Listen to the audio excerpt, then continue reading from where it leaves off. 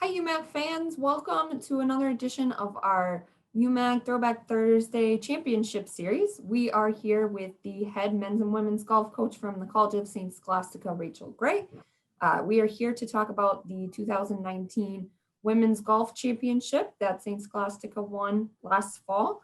It's also the week we would normally have our conference golf championship, so it's kind of fitting that we are doing this week. So we're glad to have Rachel here with us. Rachel is in her second year of coaching both the men's and women's programs at St. Scholastica. She's the first full-time head golf coach at St. Scholastica. Last year, as mentioned, she led the women's team to their fourth consecutive UMAC championship and an NCAA championship berth. Rachel was also a standout golfer at Concordia University in St. Paul, two-time individual national qualifier, and has worked her way through the coaching ranks to her first head coaching job here at St. Scholastica. So we are excited to have her with us. A little bit about the Saints program and this particular season. Last year, the Saints won their fourth straight UMAC title. They set a UMAC NCAA era record for scoring with a score of 1,057. That was 127 strokes better than our runner-up team. They had 4 players score in the top 7 and finished 1, 2, and 3 in individual standings. And it was a fourth straight, or should have been a fourth straight trip to the national tournament before COVID hit in March. So we are excited to talk a little bit about this championship here with Rachel. So Rachel, we mentioned last year was your first season and you took over a program that had already seen some success in the conference and the national level. So maybe tell us a little bit what it was like coming in as a new coach and kind of trying to set expectations for your program going into this season, knowing the success that had been there before. Yeah, absolutely. First of all, thanks for having me. I appreciate it. When I accepted this job and did some of the more background research of what I was coming into, I followed through their successes over the spring of 2019. So while I was still at my other job, I was kind of just tracking where the ladies and the men were finishing. Eric Anderson, the coach before me, he is a wonderful human being. So I knew that it was big shoes to fill, especially when I came here and I said I'm the new golf coach, and every single person I met asked, well, where's Eric? Where's Eric? We miss Eric. He's great. I'm like, I know he's great. I'm going to do a really good job. So those are some big shoes for me to fill, but he's been really helpful and instrumental, especially in that first year, just being able to reach out to him, ask questions. But really he was able to build the foundation of this program and start the ball rolling really with bringing in some talented players. So it wasn't necessarily that I felt like we had to just completely revamp the program. It was come in with the resources that we already had and see how can we improve from previous years. So it was a really easy transition. Honestly, there wasn't a whole lot of hard work that had to be done to change anything.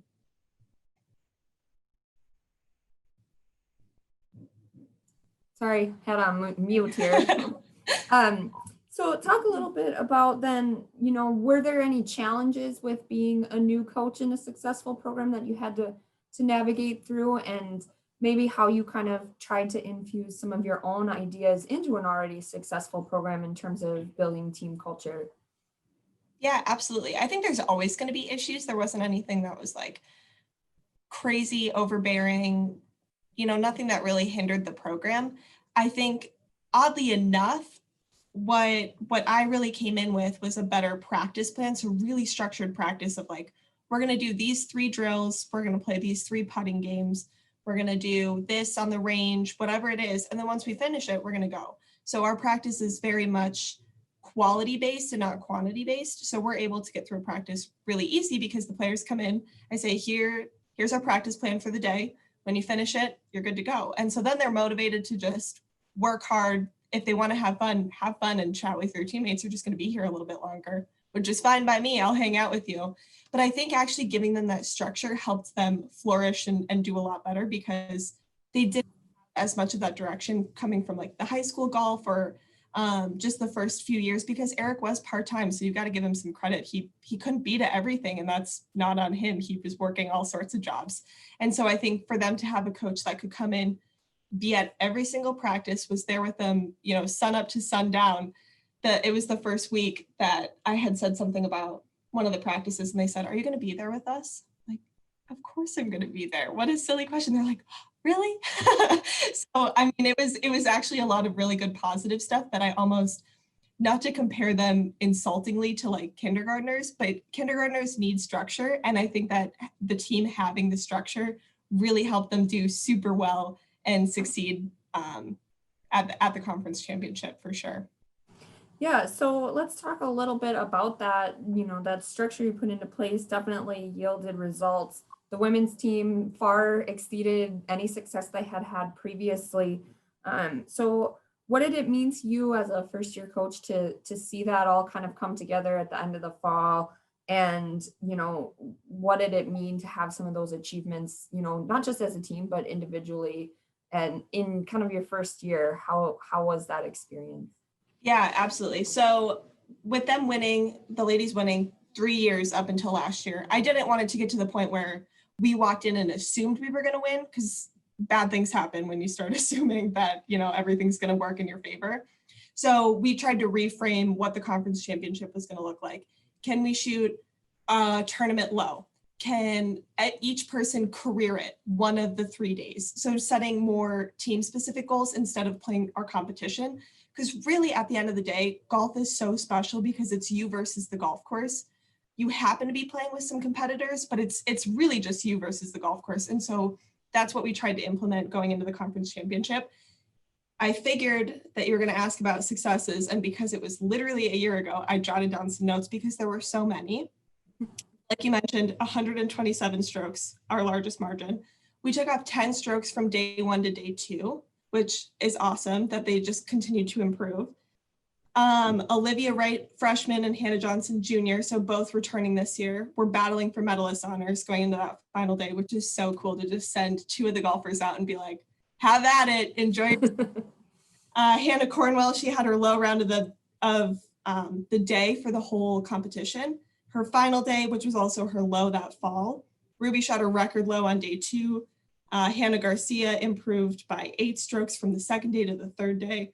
I mean, it was just crazy. Like each day we had so many successes and so many positives that we could take away. That yeah, it was a really special tournament. Yeah, I think that success is really good too in the fall. Golf is an interesting sport for many, many reasons, but especially at the college level because it's a split season and because of weather, the NCAA championship is in the spring. So I think you had a good foundation. So maybe talk a little bit. I know you went on a trip to Las Vegas in the spring, which I think was a new experience for your team. So talk a little bit about how that success kind of helped kickstart your spring, even though it eventually got cut short, and just kind of how that prepared you to get through that experience too. Yeah, this is a good story. It's a bit of a long story, but I really like this one. So the spring break trip was almost 100% fundraised for. So I was so proud of the players. They worked so hard. They wanted it so badly. It was a lot of planning. It was a lot of stress, but I was so happy. I was so excited to do it. So we headed out on March 6th, I believe. We flew out to Las Vegas. We stayed in an Airbnb together. We cooked dinners together. It was a really good experience overall. We played in a Division II tournament, so we got to play in Winona. Those NSIC routes helped connect me to that one, so that was nice. So we played in that tournament. It was a blast. We played the next day at a beautiful golf course. They were so nice to us. Everyone was so welcoming and nice, all the golf courses out there. So we practiced and played at one golf course, and then the next day we played at a different golf course. And the plan was we were going to finish up at the golf course, head to the Hoover Dam, and then go on the strip because we hadn't gone to the strip yet. I was like, we'll save that for the final day right before we got to get on a plane and leave. So I also booked the red eye flight, which I will never, ever, ever do in my life again. It was horrible. It was horrible. Our plane took off at 11:59. I lost the entire Friday. Like I just slept all day. So anyway, we get off the golf course and I get a call from one of the other coaches here. And he's like, hey, I don't know like how much you're looking into this right now. I just want to let you know, here's the update of what's going on. And I was like, I'm sorry, I don't understand the words that you're giving me. And he's like, spring is like, it's done. He was trying to be really nice about it. He's like, it's not happening. Nationals isn't occurring. I was like, I don't understand. Like, I just kept talking. My brain literally wouldn't allow me to understand it. So I finally got it, and I was like, oh, just literally the highest high to the lowest low. So the team comes up. I'm like, hey, let's chat before we head out. So I give them the story. I have goosebumps now just telling it. I tell them what happens, and like they all just start, their eyes well up. And I'm like, I felt like a mom. I'm like, I don't know which kid to hug first. Some of them took off and ran into the bathroom in the clubhouse. And I was like, this is horrendous. So we spent like an hour just crying in the parking lot, just a big group cry. It was horrible. And I'm like, okay, we've got a couple hours left. Do we want to go to the Hoover Dam? We'll spend some time there. We'll have less time at the Strip. Whatever you guys want to do, like, how can I make you happy? And they're like, let's just go to the Strip, have dinner there. So I said, okay. So we drive over, we take a picture in front of the Welcome to Las Vegas sign, which I hadn't visited before. So that was sweet. We had all been crying for hours at this point, but we smiled long enough for this picture. And we get to the Strip, we have dinner. And I don't know how many times I've been in Vegas. I've never seen it rain there. Flash flood warnings, which is for just a disaster of a day. So we end up walking around the Strip. Because I had been there a couple of times, I took a group and I showed them all around, and I'm like, this is the water show and blah, blah, blah. So we went through them. But I mean, literally the water was up to my calves. Like, it was raining so hard. We were just trudging through. So got to the airport, we all changed, checked in. I was just in like full coach mode that I did not allow myself to process anything. So we flew home. I was like, I'll chat with you guys tomorrow. We'll talk about, what the rest of the season looks like, because I literally couldn't process it. So like I said, I slept through that Friday, and then I think it was Saturday that it finally hit me that I was like, wait a second, we don't have competition. I don't understand what's going on with practice. So it was really just like coach mode of, can we make it home? Is our flight canceled? Like, I don't really understand what's going on, what the severity of all of this is. To then finally being able to process it. So I think some of them processed it really, really quickly. And then some of them were like me that processed it a few days later, that they were like, wait, I don't really understand. So as horrible as it was, I'm so glad that we were together. I'm really glad that we had that full week of just amazing memories that we still talk about to this day. Like, once a day at practice, somebody will be like, hey, remember when this happened in Vegas? So I know that everyone really enjoyed it, but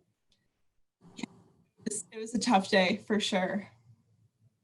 So I think it's even more challenging in that you've already experienced this in the spring, but because of the uniqueness of golf, you've now gone through it again this fall, but it's definitely looked different. And those of us who have lived through the process of where it took to get where we are now and the decisions that had to be made, long and painful, in figuring out that we were not going to have competition.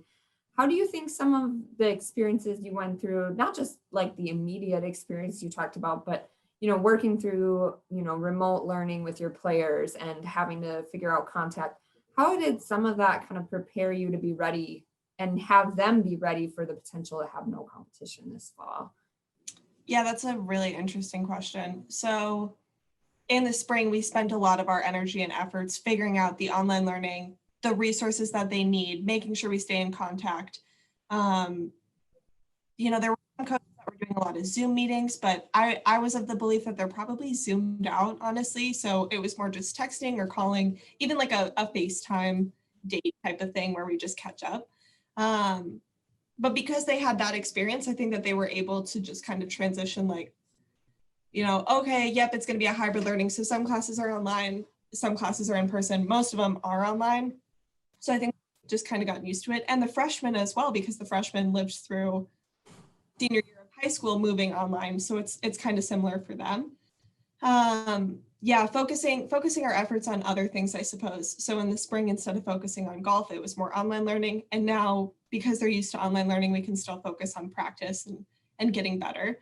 But I did tell our athletic director, Franco, that I was like, I want to have just a little woe is me moment, because I've now been through this twice, and that's really fair.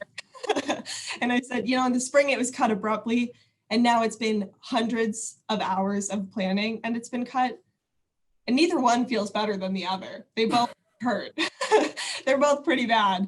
But yeah, I mean, I took some time off of work when we got back just so I could process it, kind of refill my own cup. And then I got really back into the swing of things with May and June, and I was doing a lot of planning. And then July came and it was like, well, we're going to make this change and this change and this change. And then it just became constantly changing the plan that I had made until I finally got to the point where I was like, you know what? I'm done doing this. I'm going to wait until the first week of August. It's going to be absolutely horrendous, but I'm going to get all of my work done in 1 week because hopefully I'll have better answers. So I did that. And yeah, I was super stressed, but it was better than just continuing to replan, which in the end, it ended up being replanned about 15 more times anyway, but that's what everyone's doing. So yeah, I think everyone has had to figure out how to adjust, and still the focus is still to provide a good experience for the student athletes. So maybe talk a little bit about, I think golf is one of those unique sports in that it is so focused on the individual performance, but I know that there are ways to engage your team as a group. So maybe what are some of the things that you have been doing to keep the team engaged, whether it's with practice or other activities that have been successful for you? yeah, so we have continued on with the putting drills and games that we have done in the past. We fundraised for 3 new wedge targets. So they come on wheels, they have our logo on them, they're beautiful. We can roll them out to 40, 60, 80 yards, 30, 50, 70, really whatever we want. We can roll out all 3 of them and then play games. So you could play like pig against someone and try and hit the targets, hit them the fastest, or they keep track of how many balls it takes to hit them. And then when it comes to playing, what I've done is kind of like a Ryder Cup this fall, and we've had Ryder Cup standings. And so for our 2 weeks of preseason, we did, every time we played, they would do a different game. So we would play a game called Bingo Bango Bongo, where you get different points for like if you're the first person on the green or the first person in the hole or the lowest score. We played best ball and scramble and alternate, all these fun different games. And I just looked up tons of different games that we can play. We played a new game called Sixes. I had never heard that, but that one was a ton of fun. And now once we're in the school season, what I've done is have just 3 days of practice each week. I didn't want it to be overwhelming for them trying to balance school and work and being an athlete. So I've done 3 days of practice, but then a 4th day is on their own time where they're paired up with one other partner in a match play. So then they can go out whatever day works for their schedule. The week starts on Monday and it goes through Sunday. So they've got 2 days of the weekend as well that they can play their match. And that's been really well. 2 of our guys last week, they wanted to the 19th hole for their match play. So they went on our Instagram and they did a live Instagram feed of like their final match hole. And it was pretty funny to say the least, but I think that's kept them motivated as well, especially giving them that flexibility of do it on your own time. When you can get it done, send me the scorecard and we'll advance you through the bracket. So. Yeah, I think a lot of creativity has taken over and social media has been a significant part of that. Yeah. And it's been fun to see what a lot of our programs have done to keep student athletes engaged. And I think it's been as positive as it can be at this point. Absolutely. So that's good. And it's clear you like to infuse fun into practice and to experience, but maybe tell us a little bit about your coaching style and how you have gotten, players to buy in, especially since we had already talked about, coming into some successful programs and being a younger coach. How have you kind of put your own philosophy and culture into the program, and how have the players adapted to that? Yeah, I think I wish I had like the secret recipe for buy-in and culture, character, all of those important words that build a team. I think it first just stems from how I operate. So how I act, what I say, what I do, whether I'm playing a putting game with them or I played a match with one of my guys. We were 1 down. So I said, all right, I'm playing against you. So I played against one of them last week. It was a ton of fun. But a lot of that just comes from how I lead them. So I told them a couple weeks ago, I sat them all down and I was chatting with them and I said, this team has to be a team that's ready to run through brick walls for each other, but I'm going to be the one leading the way. And that's what's really important to me is I've got to love on them really, really hard. I've got to be there for them for whatever they need. But I've got to lead. So if I want them to do something, I'm going to have to do it as well. So it's raining out and we're out at practice and I'm not going home. I'm there with them. So I think those are the really important things, that they're learning how to act based on what they see me do, really, at the end of the day. Yeah, I think that's important. And I think it's really important too for male student athletes to see strong female leaders. And, again, being in the sport like golf, there's often just one coach for two genders. And I think we're really lucky in the UMAC to have several women who coach both genders, which is really positive. So can you maybe talk a little bit about what that experience is like and how it's been received from your male players to have a female coach? And maybe there is no difference either, but I think there's just a perception of what that experience is like.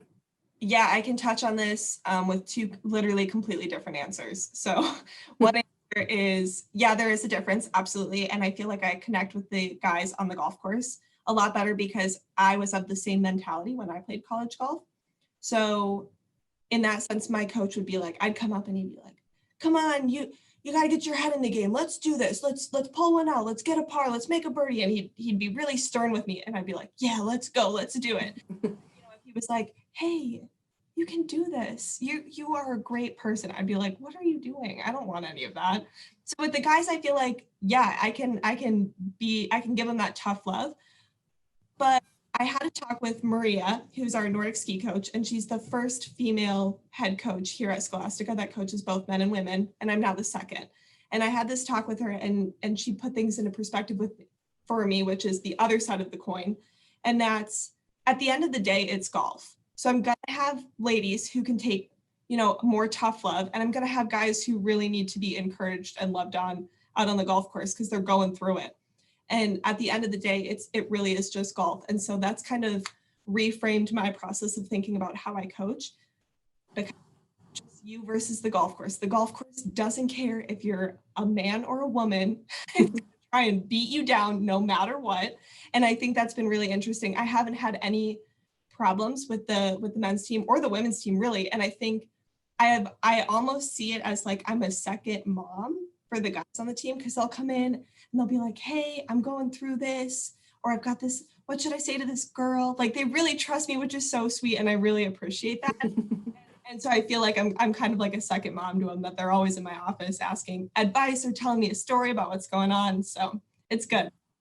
Yeah, I think that's kind of the answer that I was expecting. And a sport's a sport and every athlete is different. So you coach to the individual. And I think that's good advice that you received. And I think it's important to have people like that, especially when you're a younger woman trying to break into coaching, is that it's challenging. And so maybe talk a little bit about how you got inspired to coach and some of the people, mentors, and why that was important for you as you started your career into being able to stay in it and do it. Yeah, this was not something that I dreamed of doing when I was little, it makes it even better. So when I graduated from Concordia, I was trying to find a graduate assistant's position. I wanted to find somewhere down south that was warm, that I could golf 12 months out of the year. And I figured I would get my master's because that would just make me a well-rounded individual, because that's what everyone tells me. So I find this graduate assistant's position down in Hickory, North Carolina. It's at Lenore Ryan University. So my plan is I'm going to move down there. I'm going to do my master's for 2 years, and then I'm going to work on turning pro, and I'm going to play professionally. And I'm in my first tournament. I'm on like the 8th hole with one of my ladies, and I shoot the pin and I say, it's 110, but it's playing uphill a little bit. Let's play it closer to 115.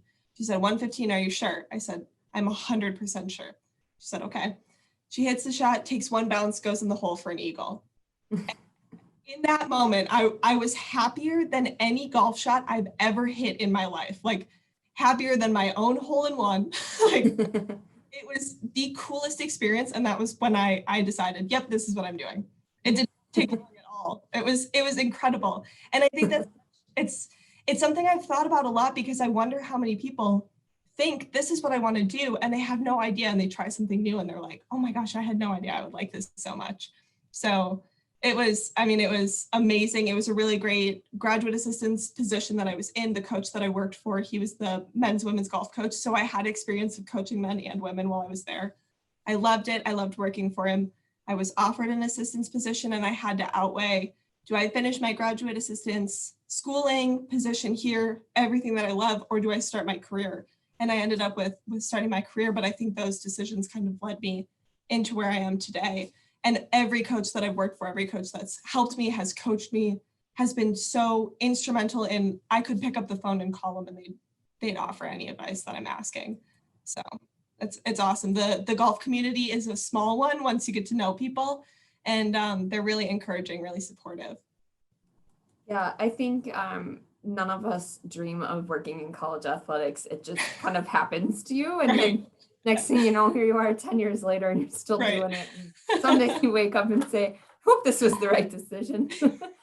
But I think that's interesting, just kind of how you fall into it. But what would you maybe say to young women who know that they want to coach and know that's what they want to do? What is some advice that you would give to young people who want to get into coaching? Yeah, absolutely. So you got to love them. Just like I said, you got to love on them hard every day. You've got to be able to lead them. So you need to lead by example, lead by what you say, because they're going to copy what you're doing. And if you're looking at, being a golf coach, you've got to know how to use a rangefinder, because you're hoping you've got kids who know how far they hit their clubs. So you're going to stand there and you're going to say, yeah, it's 110, but let's play at 115. So as long as you can use a rangefinder and have a conversation with them, I think you'll be successful. You make it sound really easy. It is. And that's what I tell the players. I say, golf is so easy. Come on. It's the easiest. Like, no, it's not. It's definitely not easy. I don't think I could do it, but definitely appreciate that perspective. Yeah, I love making it sound easy, but it is definitely not. Yeah, I don't think there's anything about coaching that's easy, but I think you hit it on the head. Like, the benefit of the experience that you give to student athletes is why people stay in it for so long, and find more that they get more out of it than they give. Well, and that's a good point too, because I had such a good experience in my 4 years. I practiced a lot. Our coach was the men's women's golf coach, so I practiced a lot with the men's team. We played a ton of games together, and I had such a good experience. And I have so many friends who played college golf as well that didn't have a good experience. And so part of me is like, I want to make sure that we've got more kids that have the better experience than the ones who don't. So being able to, pay it forward. I had a really awesome experience, so I want to give, the rest of my players a really good one. Yeah. And I think you're doing that, and that's been fun to see, and appreciate you taking time to talk to us about your experience. And we're all sitting here hoping that things continue to get better and we can see if your teams and other teams have an opportunity to have a good experience at a UMAC championship in the spring. It'll be new for us, but that's the goal at this point. So Rachel, thanks so much for joining us. I really appreciate it, and wish you good luck as the year kind of progresses. Thank you, Sarah. I appreciate it.